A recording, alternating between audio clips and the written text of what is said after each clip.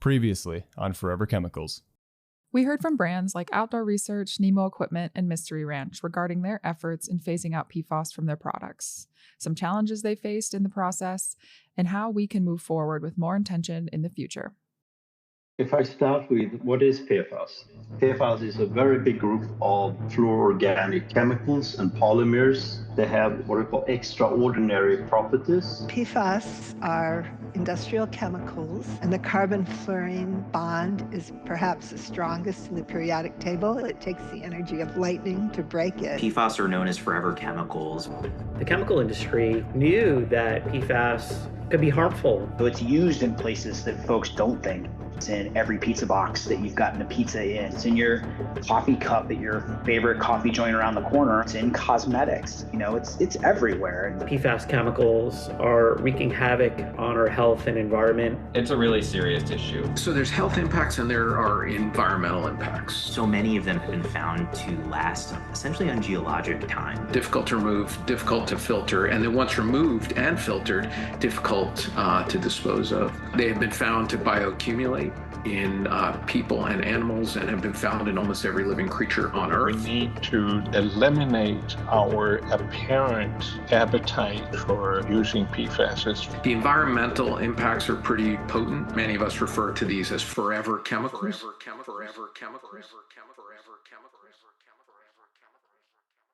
I think that companies working and struggling with this issue have to be serious about their approach. I think the ultimate aim for every company involved is to eliminate the use of PFAS, and if they cannot do they should have a very good reason why they can't do it.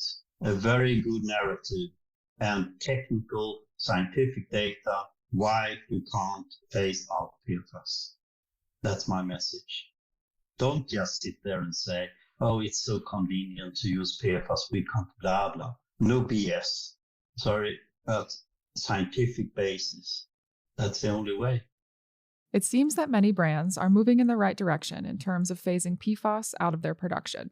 But one of the many aspects complicating this process is the potential for contamination. We are continuing to find, and we have now solved a significant number of areas where PFAS was somewhere, and I want to be careful, intentionally added or unintentionally. We weren't aware it was there as the brand, as the manufacturer, but it was intentionally added somewhere along in the supply chain. I think 2 examples I'll give you that we have to work through really complicated. Number one is some membranes are created with PFAS used as a lubricant in some of the production processes of said membranes. That means some of those membranes either won't perform the same or won't be able to be used. That's going to dramatically alter the landscape of waterproof breathables. Number 2, release agents and related processing steps. It's a fairly well-known public thing now that YKK, one of the leading manufacturers of zippers in the world and a huge partner of OR for the record, they make some of the best waterproof zippers out there. It turns out it wasn't in the waterproof parts and pieces. It was in the enamel that they were using to paint and color some of their zippers and metal parts. And we're now seeing enamel as another area where there's been issues. We had no idea. Do you know how many of those zippers are used across the entire industry, even on C0 based garments? There was a good chunk of production that in theory could have, would have, or is failing the testing because of the zippers. So even if like the fabric, and we did a great job, it's in buttons, it's in trims, it's in zippers, it's in snaps, it's in all these other substrates. Think about your jacket and all the pieces and parts in it. I think that was a huge realization for us of like, this isn't just about the fabrics that we know of. It has to be everything. Outdoor Research wasn't the only brand that experienced issues with contamination or found surprises in terms of where they found PFAS in their products. Even after Keen had phased PFAS out of their production, their testing discovered PFAS contaminating products through their packaging. PFAS never really, it doesn't go away, as I'm sure that know and are hearing from a lot of folks that you're interviewing. It lasts thousands of years. It's literally everywhere. So back in 20 or 21, we were getting positive PFAS test results in some of our finished good testing. And we were like, how is this happening? We've been PFAS-free for a few years now.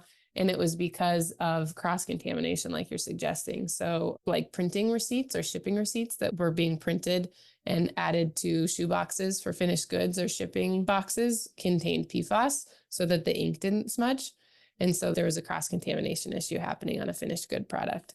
And I mean, think about like where containers come from, where a lot of folks are shipping footwear, apparel from the same places to the same places in the same containers. And, are they all getting cleaned each time a new shipment of shoes or jackets or whatever it is moving? So there's definitely always a threat of cross-contamination. The extensive use in production and ability PFAS has to travel creates even more potential for contamination in manufacturing. There's a lot of chemicals and catalysts used in producing fibers, membranes, and fabrics. That's three very different things in most cases that are used in process steps. They're used as catalysts. They're used as release agents in some senses. Think injection molded plastic, triglides, side release buckles, snap covers. Those are made in a mold, and there usually is something that doesn't have high friction coefficient, something that resists being stuck, a release agent, so that when they mold those buckles, gajillions of them an hour, they come out of the mold more easily. And in many cases, Teflon and PFAS was great for that. A lot of those agents are usually intended to be removed through additional processing or processing steps later, to where you might find those trace elements. That's why the industry is kind of worried about contamination right now, contamination background, which is driving some of the language and some of the regulatory actions around the word intentionally added. The other thing that I think people don't always think through, you think about like Scotch guarding your jeans when you were a kid. I don't know if you spent time in the Midwest, like maybe I did, but that's in a can, right? It's aerosolized. You just spray that stuff right on what you wanted to. Most DWRs in the outdoor industry, they're applied during the dye process. It's actually mixed directly into the dye in certain dye applications. That also then means that there are secondary benefits to having that DWR in the dye stuff, either in cleaning of the machines, in the actual application, or the spray consistency through the nozzles. DWR is used in lots of interesting, or these types of chemicals, of secondary applications. Back to your favorite down puffy, there's a couple famous stories where folks would change from a C6-based fluorinated to a non-fluorinated, exact same fabric, exact same dye recipe, exact same everything, remove the fluorinated chemistries, and the garments had a huge down leakage problem. The only variable other than the ones you have a hard time controlling, which is we made it last year, we made it this year, they fully isolated and believe that whatever those early non-fluorinated DWR chemicals, it caused the garments to leak down. Since contamination is such an issue and seems nearly impossible to avoid, certain regulations, like those in California banning PFAS in textiles, do allow for low levels of contamination to occur. So California has left a little bit of breathing room to account for the contamination issue. They set a threshold that is based on a test of 100 parts per million of what's called total organic fluorine. We're doing a lot of test result evaluation for clients right now, guiding testing programs and protocols for clients. And we are seeing quite a few of the tests come back with below 100 parts per million. And so that does indicate that, yes, indeed, there is some contamination that's happening because these are very difficult chemicals to clean from manufacturing processes. So if company A goes first and they are okay having PFAS in their products, company B goes second, there's likely to be contamination. But the law does account for very low levels of contamination. Without proper oversight and guidance to ensure a product is compliant under new regulations, knowing if a product is PFAS-free or free of intentionally added PFAS can feel impossible. The cross-contamination is another vector that you can end up with PFAS in your product, because PFAS is so ubiquitous. We're not simply just talking about DWR or even membranes. We're talking about, it could be in dye stuff. It could be in powder coating. It could be in paints. It could be in a whole host of other things that require, or have for years had, PFAS as a part of its formulation. And so there's two parts to this. One is really know those formulations and really understand what goes into creating those formulations. And that's one thing that we do very well, because we are working very closely with those who are making these chemistries and know everything that's going into those chemistries. And so that's a huge part of that. The other thing is working with better suppliers who are aware of these issues and acknowledge that PFAS might be in a lubricant, or it might be in a process chemical that is being used in their organization.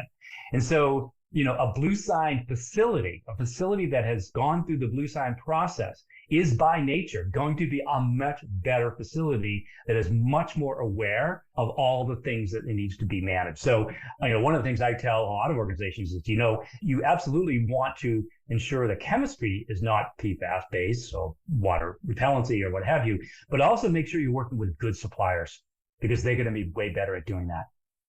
As brands work to move away from PFAS and transition to what many brands are calling C0 chemistry, in many cases it was up to them to collaborate with their suppliers and work together to figure out how to make a product PFAS-free. We have fantastic Japanese suppliers for our shell layers, and we had been working with them for a long, long time to move from linear to circular, meaning that we have recycled fibers going into the fabrics and then making monomaterial designs so that those fibers can go back into recycling and be used again for new textiles. And that's textile to textile recycling then. And they were using PFAS in their DWRs, not in the membranes. It was a polyester membrane, which is how we could design monomaterial circular, but they were using PFAS. We could have moved to another factory or other factories, other suppliers, and do a quick fix to the PFAS problem that we had. We would then move from circular back to linear. So we decided together with our partners to support them on the journey. It took a few more months, but we could remain partners with our circular design intact. At that time, it might sound like a given, but at that time, Greenpeace was really active in criticizing our industry, which I think they did absolutely right in doing. So you might say it was a risk from our side to not just switch to PFAS-free, because nobody cared at the time about circularity. But we didn't do that. We stayed true to our values and to the science that we know was right, staying with circular and taking a few more months to move from PFAS to PFAS-free. And when we talked to Greenpeace about this, they were absolutely agreeing with us. So there's sometimes less risk than you think about doing the right thing and taking the proper time in order to move towards a better alternative. As more regulation goes into effect in the next few years, especially in the United States, brands may find that the contamination issue is difficult to clearly communicate to their consumers or even identify in their own supply chains. If you see a product that's labeled, say, PFOA-free or PFAS-free, PFOS, that should be a warning sign to you that there's a good chance that that product contains another PFAS chemical. And you should reach out to the manufacturer or retailer and say, hey, I saw this label on your product. What are you using instead? Are you using other PFAS chemicals? Because I would say 9 times out of 10, if you see a product labeled PFOA-free or PFOS-free, there's a very good chance that they have replaced it with another substitute, which may be just as persistent and might be just as toxic. What we call that in the industry is a regrettable substitute. This is really the core of my work right now, relates to understanding how to restrict PFAS inputs in your supply chain, effectively communicate with suppliers, and mandate these kinds of changes to products. It's a huge challenge for folks, especially because of how pervasive these chemicals are in the supply chains and in traditional manufacturing processes. And there are kind of 2 reasons, or maybe even 3 reasons to go about it. One is that it's good. You might want to phase out these things. You may want to make claims about the healthfulness of your product or the environmental impact of your products. There might be a benefit both to the environment and to your consumers and consumer interest. Another reason to do this is the regulatory environment is changing. There are state bans going into effect in the next few years, and state bans that are already in effect in a number of states related to products throughout the outdoor industry. A third reason relates to these greenwashing claims. If you want to be making sustainability claims about your products, about your company, you will want to make sure that you have the backing to make that claim, what we call substantiation. As far as methods to go about it, there are a number of different ways that people go about this. Testing is certainly one piece of the puzzle, and you'll often hear folks talk about testing. The challenge with testing for a chemical like PFAS is that we've been talking about PFAS as though it's one thing. It's actually so many different chemicals within this family. And that presents a pretty unique challenge from a testing perspective. You can test for individual PFAS and say something is PFOA-free, for instance, which is one PFAS chemical, one of these older legacy PFAS chemicals that's been pretty much phased out worldwide. That chemical, which there's very clear scientific evidence is harmful to human health and the environment, that's one of up to 13,000 PFAS chemicals. So testing for that can only get you so far. Testing for 50 chemicals can only get you so far if you happen to have the 51st in your product. So trying to figure out test methods that get at the entire family and tell you something meaningful about the PFAS content of your product is a huge challenge. There have been test methods developed for fluorine as a screening method. The challenge is that fluorine exists in other forms than PFAS. Fluorinated water, just to give one example out there. But fluorine tests or organic fluorine tests, which we're still developing test methods for in many ways, that provides one potential avenue to ensure phase out and to make those kinds of claims with confidence. Other methods are through things like a restricted substance list, having a list of substances that you've phased out and you communicate those things clearly to your suppliers through contracts and through checking, often verification through testing, third-party testing. A restricted substance list can provide a really useful tool to communicate clear guidelines to your suppliers and then embedding that into your contracts. So what if something comes up positive? How are you going to address those things? What tools do you have in place to return the product, to deal with the product, to remediate, to make sure that it doesn't happen again in the future? These are all huge challenges for the industry, especially with such complex supply chains and often international supply chains as well. Keen is an excellent example of a brand that implemented effective testing protocols, not only for PFAS, but for the 6 classes of harmful chemicals. We have a fairly robust testing protocol. So we test basically the first requirement of doing business with Keen or of supplying Keen a material for, one of the hundreds of things that it could be, is to sign our RSL and code of conduct and, basically say, if you want to do business with Keen, you have to make sure that you're adhering to these standards. And one of them is that whatever it is that we're purchasing can't contain PFAS. So we test before we purchase any new materials for any components. Like the material supplier has to provide a third-party verification test that says that it complies with our policy. And then we do sort of random, we call it trust and verify. So we do random component testing, and then we do random finished good testing as well. And that's all year, every season. It's sort of just on a rotating timeline. Our RSL follows the AFFIRM guidelines, which is kind of like an industry standard set of guidelines. And then we sort of extend our policy to also include these 6 chemical classes.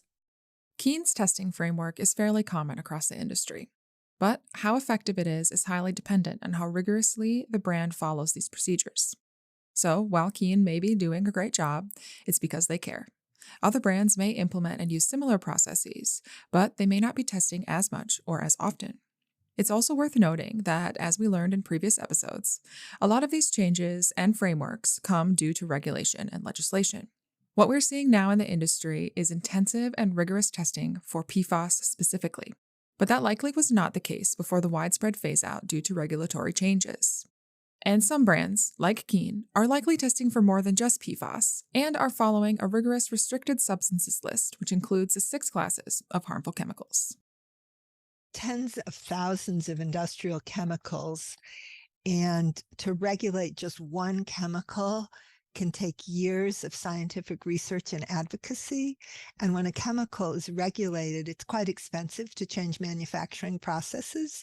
So the chemical industry is likely to come up with what's called a drop-in replacement, which will be similar in structure, function. What do you think? Will it be similar in toxicity? Yes.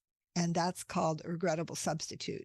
And then after more years of research and advocacy, this chemical is also found to be toxic. And then there's another one similar in structure, function, and toxicity. And that goes on and on. So a group of scientists, business people, government people got together to think, what can we do about this? We know there are these harmful chemicals in everyday products. We're exposed. And we realized that there's 6 classes or families that make up the majority of the harmful chemicals. And if you think of the whole class at once, you can solve it. And so for PFAS, it's particularly relevant. And I will say, we originally thought this was good for manufacturers, that government wouldn't be able to do whole classes, but they are, which is fantastic. And they are regulating the whole class of PFAS. The other 5 classes are antimicrobials, which are way overused, especially since the pandemic. Things that kill microbes aren't good for people, and we should only use them if they're necessary. Flame retardants, again, used way more than they should be when they're not helpful. Bisphenols and phthalates, water bottles, but they went from bisphenol A to bisphenol S, which is not an improvement. So you want to think of the whole class. Certain solvents and certain metals. So those are the 6 classes. Beyond the issue of contamination, what do we do with all of the PFAS-laden products that have already been created? Do these pose a risk for further contamination and pollution? Well, disposal is a big issue. What do you do with this stuff? Maybe there should be take-back campaigns, because what do you do with your PFAS jacket? You put it in a landfill. And ultimately, maybe it breaks down into harmful chemicals that end up in landfill leachate and end up back in the world. So I think disposal is a problem that needs to be addressed. The safest thing you can do in most cases is continue to use your garment like you would to the end of life. As soon as you throw it in a landfill and say, it's going to cause me harm, it's potentially entering into a stream of ecology to where it could get into the groundwater, it gets into the landfill, et cetera. It gets incinerated and then it's released in its gaseous form. So it's safe if you have this jacket in your closet. Keep using it. That's actually the smartest, safest thing you could do with it until we're presented with some form of additional evidence to the contrary. PFAS's ability to migrate and then attach to products or organisms makes controlling it and cleaning it up a huge challenge. This is why many experts have been pushing for the elimination of PFAS from production. But we still have all the old PFAS to worry about as well. And unfortunately, we've already seen that over the decades, the contamination has spread. So it's becoming more complex, more expensive, the more time that passes. I think that we need, of course, some agreement on how to proceed in regard to the past exposures, because we are all exposed to PFAS is only in part from our current consumption, consumer products, etc., contaminated food, contaminated drinking water. Some of that PFAS is old. It is something that was produced and disseminated decades ago. We're still exposed to that. So we need 2 efforts. One is to control and limit and remove the old PFAS. But we also need to be responsible for the new sources of PFAS, some of which will possibly enter our food and drinking water from now on. And I see a great hesitation happening where certain producers are claiming that their particular use of PFAS is, let's say, in microelectronics or in the windmill industry. Solar panels. I mean, there are some keywords like that. They claim that the use of PFAS is essential. Just because a company claims that, because the PFAS is rather inexpensive, perhaps, I don't think that we should necessarily agree to that, because I'm aware, this is what chemists are telling me, that there are alternatives that are not as toxic as PFAS. So the only way to stop this increase is to stop using PFAS. That's the only way. No input of PFAS in any value chain, in any production. If that is realistic to 100%, I'm not so sure about that. But we have this approach in the European Union, some advertising to remove at least 95%, and most are non-essential uses, where PFAS are really not necessary to use from a performance perspective. Those exemptions discussed are protective gear for, let's say, firefighters, first responders, for workers in very heavy and dirty chemical industry, you have this filtration separation system where you work in a highly microbiological contaminated environment. This kind of considerations, but not the consumer side. It's really hard to find something where it would be essential or necessary, if I can use that word, because that would mean that the risk is unacceptable in that environment without PFAS for your health, for your safety. And actually, I haven't identified that yet. Not my colleagues either. The burden of knowing whether a product contains PFAS or not should not fall onto the consumer, but in many cases, that's exactly what is happening. So how can we know if what we are buying does or does not have PFAS in it? It is very hard to say they're 100% PFAS-free, but we can proudly say that we have been working with phasing everything out since 2009 or 8 or whatever we started, I don't know, something like that. And we have been through heavy testing. We have been through a lot of changes in our supply chain. We have been through a lot of tests, and the tests are developing, and we have learned a lot. So we are in the forefront. And as we speak, we are just some trims away from being, if we would test our entire assortment today, I would say, yeah, we are very much PFAS free. But then 6 months later, maybe a test has been developed and we will find something somewhere. But as far as we can go at the moment, and I just want to say I'm also very proud of the fact that this has been done without knowing that there are laws coming in place in the near future.